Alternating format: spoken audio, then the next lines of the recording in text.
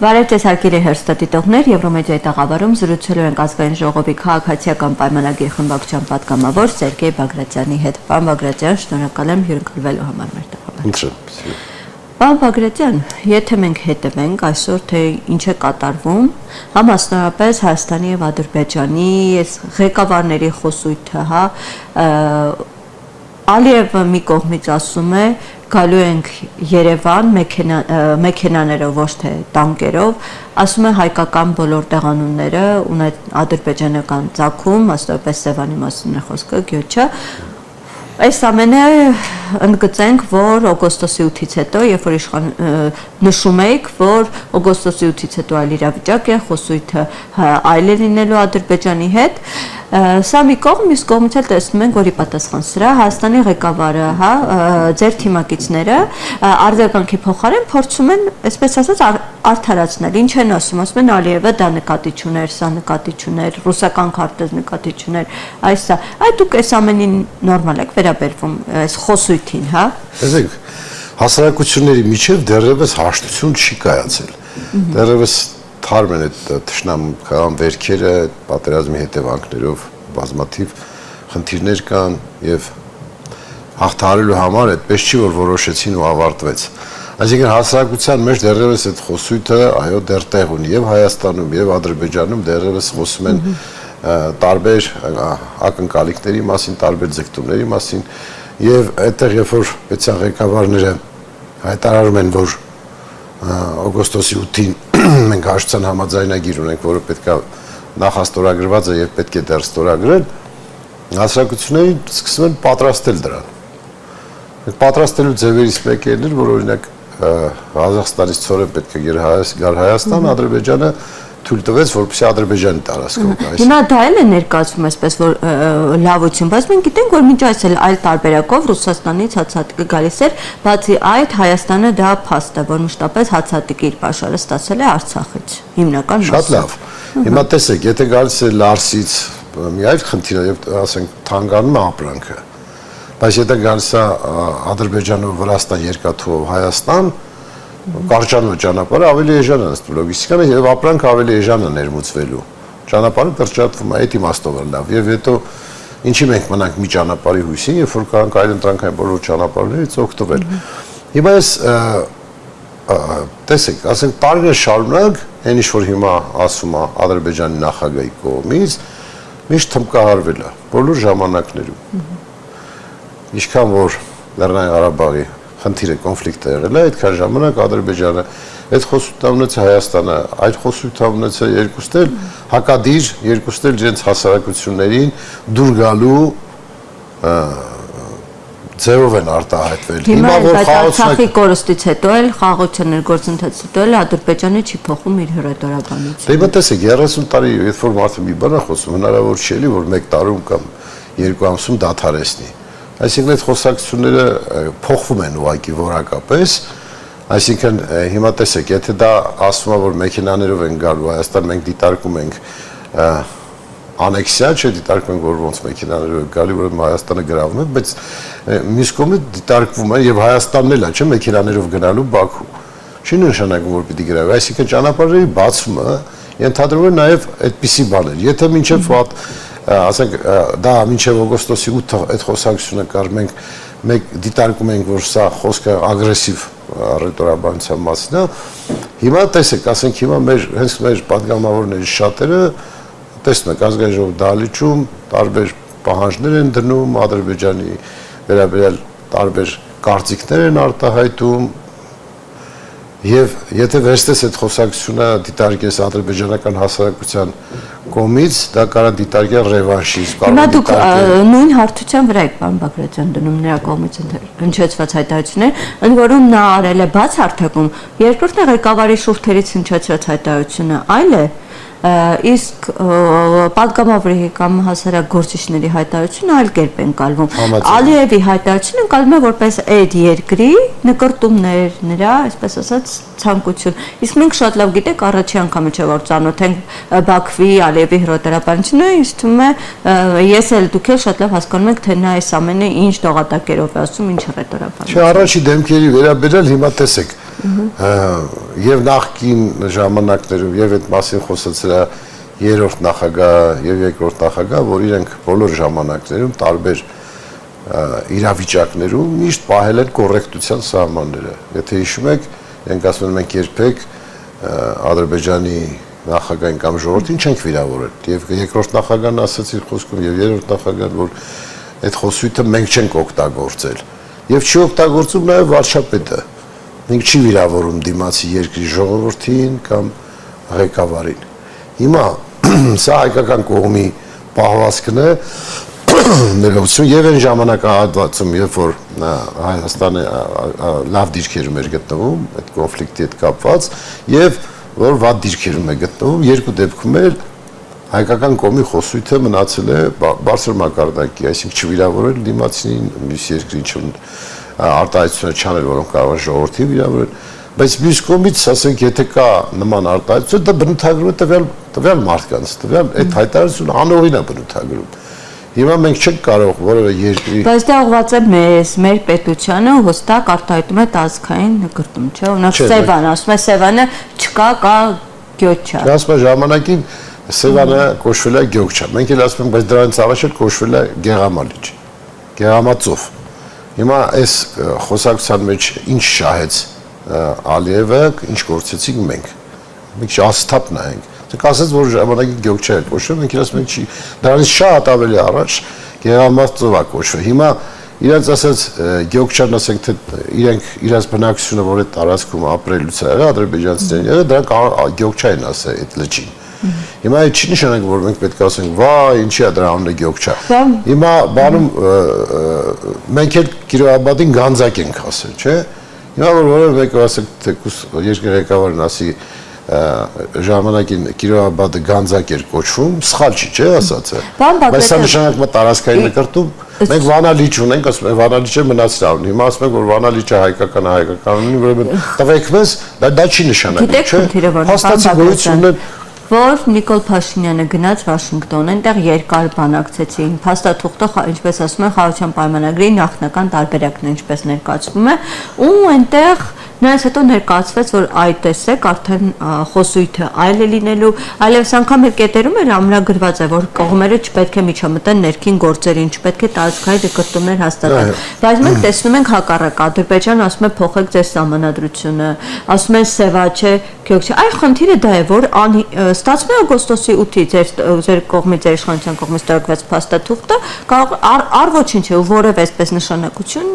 չունի որպես։ Չէ, եթե դա դիտարկեք այդ պայմանագրում նման կետ չկա, որ դուք հանգարց չասեք Սևանալիչին Գյոչա կամ դուք հանգարց բանին Կիրովաբադին չասեք Գանձակ։ Կա որ տարածքային նկրտումներ չպետք է ունենան այդպեսի։ Չկա, այդ մարդիկ տարածքային նկրտում ունեն Հայաստանի նկատմամբ։ Դե սա այդ հարցության վրա չեք դիտարկում։ Երբ որ ասում եմ մենք հիշում ենք իրենց պատգամավորներից մեկը ինչ ասաց, եթե դուք մի օր լսեք Ալիևի ելույթը Երևանից, այս խոսույթը անհանգստություն չի առաջացնում։ Մեր ղեկավարի ելույթը Բաքվից կլսեն, դες չի որ չեն լսելու։ Այսինքն դրանք բան չեն փոխում, դրանք գիտեք խոսակցության մի մակարդակ կա, որը շատ դանդաղ է իջնում, եւ դա կախված չի որ կոնկրետ մենք որևէ մեկը ժամանակ տա, ասի դուք երկու ամիս հետո այլևս այդ թեմայով չխոսանք, աստիճանաբար մարելու է այդ խոսակցության այդ տոները, որովհետեւ որևէ տեղ չտանող բաներ են դրանք։ Դե մեզ պայմանագիր եւ պայմանագիրը նախաստորագրված է, ենթադրվում է որ նաեւ ստորագրվելու է։ Այդ բնականաբար ինչքան շուտ փոխես քո ռետորաբանությունը, ինչքան միգուցե քեզ ասենք կարող շատ բան դուրս չի գալի, բայց երբ որ դու մտնում ես միջազգային հարաբերությունների մեջ կնքում ես այդ պայմանագիրը, քեզ բացատրելու են որ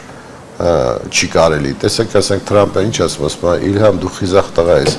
Իսկ սատակ ինչ պետք է ասեմ, որ հանգած չփորձես, սխալվես,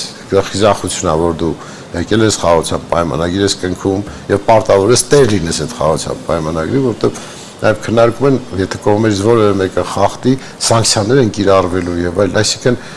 ինքը մենք շատ կուզենանք, որ միանգամից ամեն ինչը դառնա հրաշալի, բայց միանգամից ամեն ինչը չի դառնում, որովհետեւ 30 տարվա պատմությունը մի օրում չի դադարել։ Այսինքն դեռ մի քանի տարի դեռևս այս ռետորաբանությունը երկու կողմից էլ հնարավոր լինի։ Ճիշտ է, հայկական կողմը բարձր մակարդակում հայտարարում է, որ նման խոսույթ չունի, չի ունենալու, բայց մյուս կողմը դեռևս միգուցե հասարակության արձագանքի իմաստով որոշ չափով շարունակում է պահել խոսույթը, որը աշճանաբար գնալու է մարման։ Բան մեր կողմից ինչու հասարակությանը ոգևորելու համար նման հայտարարություններ չեն։ Այսինքն մենք ճիշտ կլինի, որ հիմա ասենք մենք գնում ենք հենց հիմա հետ գրավենք եւ այլն։ Դե թե ասում եք, որ Ալիևի բոլոր հայտարարությունները պես ներքին լսանի համար է, թող։ Ես չեմ ասում ներքին լսանի, ես ասում դա երկար ժամանակ կիրառած լեքսիկոնն է, որը շատ հեշտ չի կարողանում, չի հաղթահարվում։ Պարոն Բագրատյան, դուք ես նաեւ հիշեցնում, որ վարչապետ Փաշինյանը դատապարտեց Զանգեզուրի միջանցք խոսույթը եւ այսինքն ամեն անգամ ասես հիմա Գյոկչայի համար եմ դատապարտում, սա էլ մի քիչ անլրջություն կվերաբերի։ Պարոն Բագրատյան, դուք էլ ձեր խոսքում ասիք, որ այս հակամարտությունը երկու երկրների միջև ճշտամությունը 30 տարի եւ ավել արդեն կա ու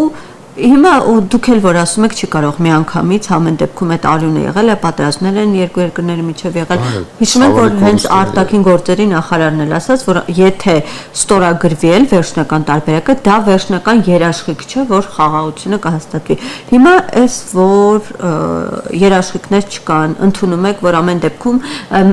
ազգամիջյան այդ խնդիրները մշտապես լինելու են, դա մեկ օրվա։ Հիմա այս դեպքում ինչպես եք այդ երաշխիքները ընդունում, հա, որ այ այս գործընթացը տեսեք հենց ստորագրվի,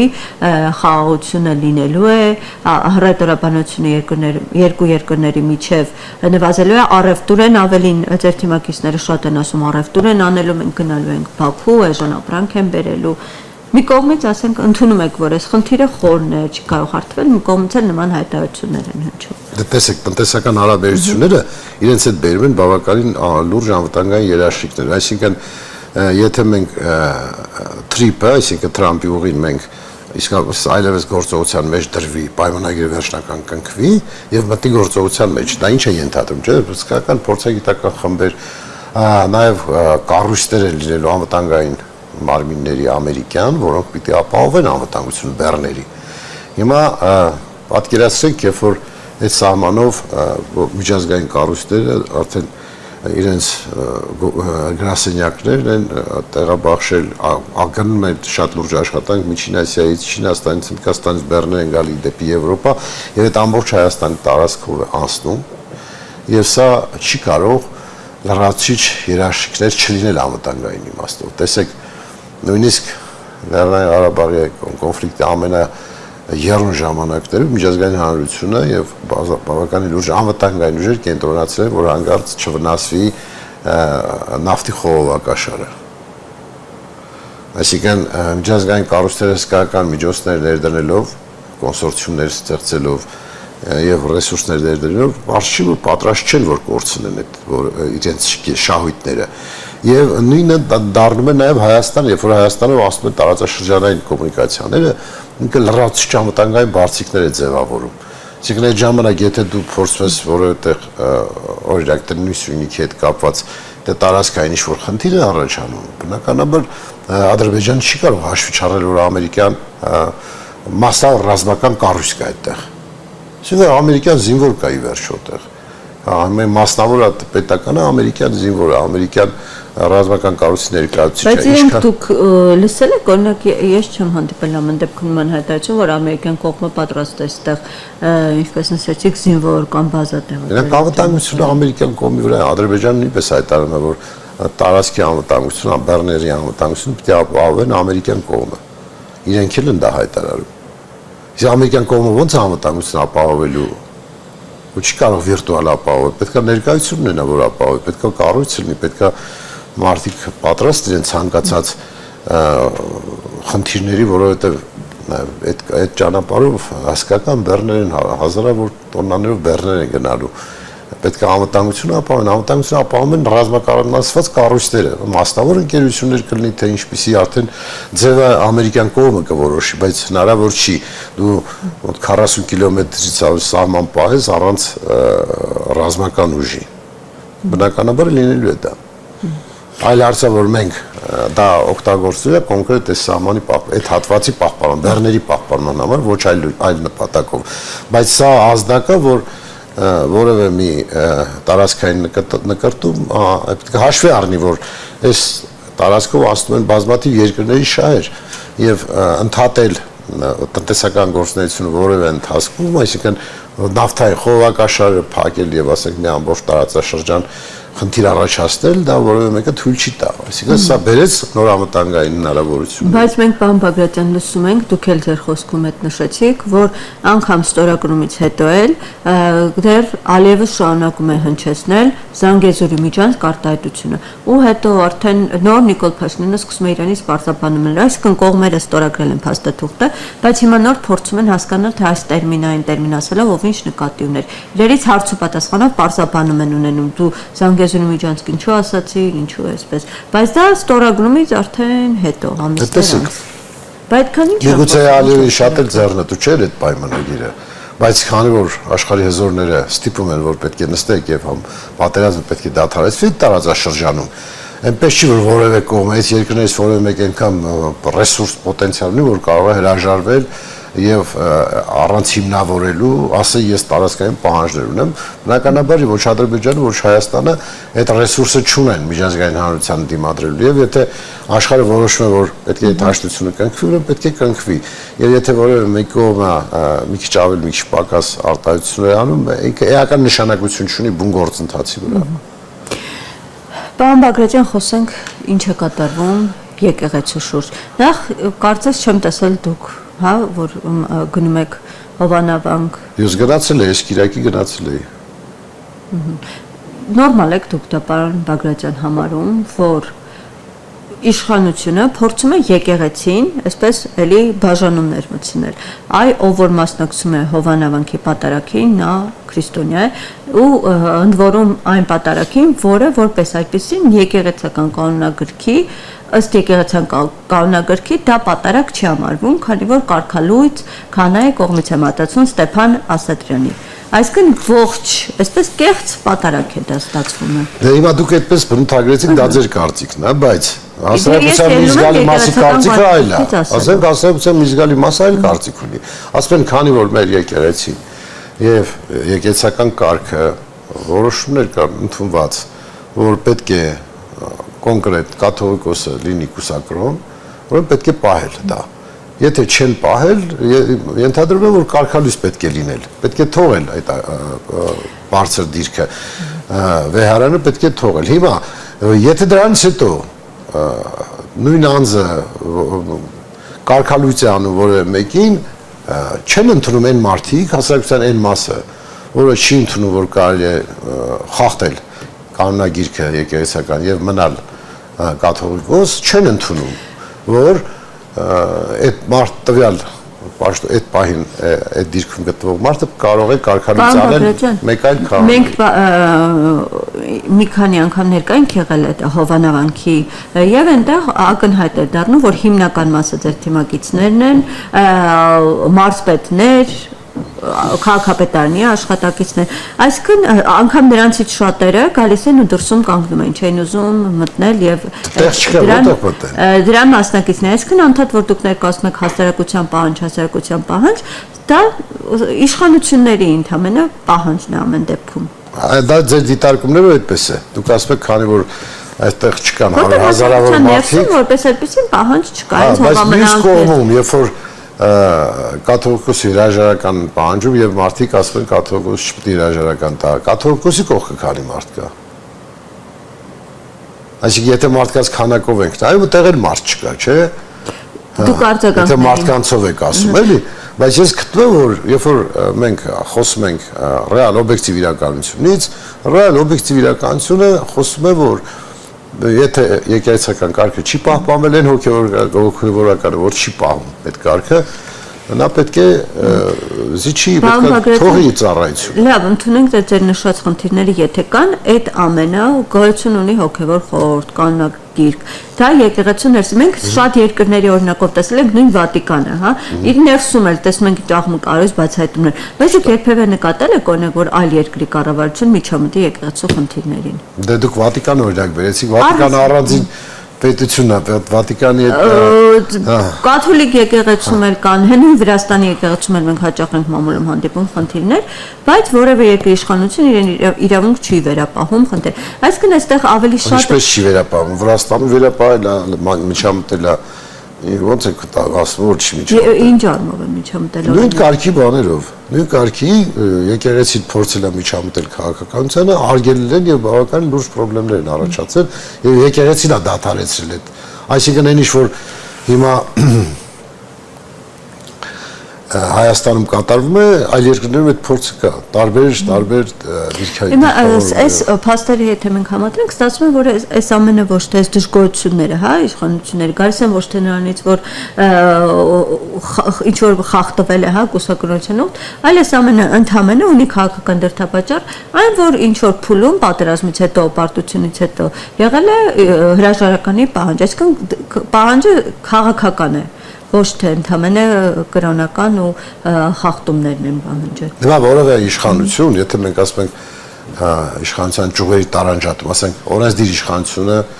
դատական իշխանության գործերին խառնվի կամ դատական իշխանություն գործադիր իշխանության գործերին խառնվի, միշտ խնդրեմ առաջանում, չէ՞։ Ասենք ասում ես դա քու գործը չէ, այսինքն եթե կառավարությունը չի կարող դատարաններին ստիպել որոշում ընդունելու։ Նույն ձևի, եթե մենք համարում ենք պետությունը վերսահմանացիա պետությունը անջատ է, եկեղեցին անջատ է պետությունից, պետք է եկեղեցին չմիջամտի իշխանության գործերին, պետական կառավարման համակարգին չպետք է խառնվի, բայց այս եկեղեցին ոչ թե խառնվում է, այս եկեղեցին ժամանակին նշանակումներ էր անում տարբեր պաշտոններում, տարբեր մարդկանց, այդ եկեղեցին տարբեր բիզնեսներով զբաղվում, հոգևորականները հասկանում եք, որ եկեղեցին ինքը շինության մասին խոսքը չի, Աստծուտան մասին չի խոսքը, հոգևորականները, որոնք կառավարում են այդ պահին, որ եկեղեցու բարձր իշխանությունը միշտ միջամտել է իշխանությունների, կառավարությունների գործերին եւ սա ակնհայտ է, բոլորս ենք դա տեսել։ Այդ դրա մասին է խոսքը, որ այլևս պետք է մոռանանք դա։ Եվ ով որ դա արել է եւ նաեւ հանդգնություն է ունեցել խախտելու եկեղեցական կառավարությունը, դե որ դուք խառնվել եք արդեն կառավարության, որը կառավարությունը մի րոպե։ Բայց ձեր մոտ հենց մոտ եկեք, դուք մեր հրաժարական եք պահանջում, ձեր մոտ տենց իդեալական վիճակը, երբ որ դու խախտել ես բոլոր թույլատրելի, անթույլատրելի սահմանները։ Հենց մոտ դիտեմ հետո իրավունք ես վերապահում քեզ, որոշես թե իշխանությունը հրաժարական տա չտա, դա քո ինչ որոշելու խնդիր է, քո ինչ գործն է, լավ ժողովրդի լեզվով ասենք։ Չպետք է, գիտեք, դու անես, հետո ասես դու ինչ ես ինձ պատասխանում, դուք ինձ վիրավորեք, հետո ես որ պատասխանում ասեք դուք ինչ իրավունք ունեք ինձ վիրավորել։ Հրաժարականի պահանջը դիրքորոշում արտահայտելը վիրավորանք է։ Մենք տեսնում ենք, թե այսօր ոնց է Նիկոլ Փաշինյանը ազգային ժողովի ամբիոնից արտահայտում հոգևորականների հասցեին, կապիտալ գործակալ ու տարբեր այսպես։ Վարչապետին ընտրելը 680,000 Հայաստանի Հանրապետության քաղաքացի։ Եկեղեցին էլ համայն հայությանն է։ Եկեղեցու ընտրողները եղել են 400 հոգի, թիվը ես սխալ եմ ասում, էլի ասենք 400-800, ասենք 1000-ի կարգի մարդ։ Տեսեք 680,000 հայ քաղաքացին եւ 400 հոգի կողմից ընտրածը նույնքը շիռուն են։ Այսինքն 400 հոգու ընտրածը իրավունք ունի 680,000 ընտրողի կողմից ընտրվածի հրաժարական պահանջել։ Այդտեղ որտեղ է տրամաբանությունը։ Կամ երբ որ ասում անջատ եք դու, գործ չունես աշխարհիկ իրականությանը, դուք հոգևոր ծառայություն ես մատուցում ժողովրդին, նրանք քո գործով զբաղվում, մարդ ինչ ասում ես, դու քո գործով զբաղվում, եղբայր, դու նորից շարունակում ես միջամտել։ Պարոն Բագրատյան, ինչու է Ստեփան Ասատրյանը կողպել եկեղեցի, չէ՞ որ դա է սեփականությունը, չէ՞, ինչու է Հովանավանքի դուռը կողպել, բանալին մոտ։ Դրանք բոլորը պետական սեփականություն են, ինչքան էլ որ որևէ կառավարություն, որևէ տարածք նվիրել է եկեղեցուն կամ չի նվիրել, կամ անհատույց տվել է, դրանք որևէ նշանակություն պետական սեփականություն են։ Ոչ ձեր ասած մարդուն է, ոչ էլ կաթողիկոսին է, դա ոչ ժողովրդի հարստությունն է։ Ողջ ժողովրդին է, բայց հիմա փաստացի ինքը փակում է եկեղեցի դուռը, այլ քահանաներ այնտեղ չեն կարողանում։ Չէ, ինքը իր ծառայությունը մատուցում բոլորին։ Կարող է շատ քաղաքացիներ տեղեկանալով այս իրավիճակի մասին, որ նա կարգալից քահանա, չեն ուզում նրա կողմից։ Կարող է խնդրել այլ քահանա։ Մենակ Հովանավանքը միակ եկեղեցին չի Հայաստանի Հանրապետությունում։ Ես գտնում եմ, որ ես ընդունում եմ, որ տվյալ քահանան օծված քահանա է եւ ես պատրաստ եմ ընդունել իր կողմից։ Իրաքի եւս գնալու եք Թալին։ Ես Հայաստանում չեմ լինելու, թե չէ, կգնայի իհարկե։ Շնորհակալ եմ զրույցի համար, պարոն Բագրատյան։ Հարգելի հեռուստադիտողներ, ես հիշեցնեմ, որ զրուցում ենք ազգային ժողովի պատգամավոր Սերգեյ Բագրատյանի հետ։ Շնորհակալ եմ մեր զրույցին հետևելու համար, կհանդիպենք։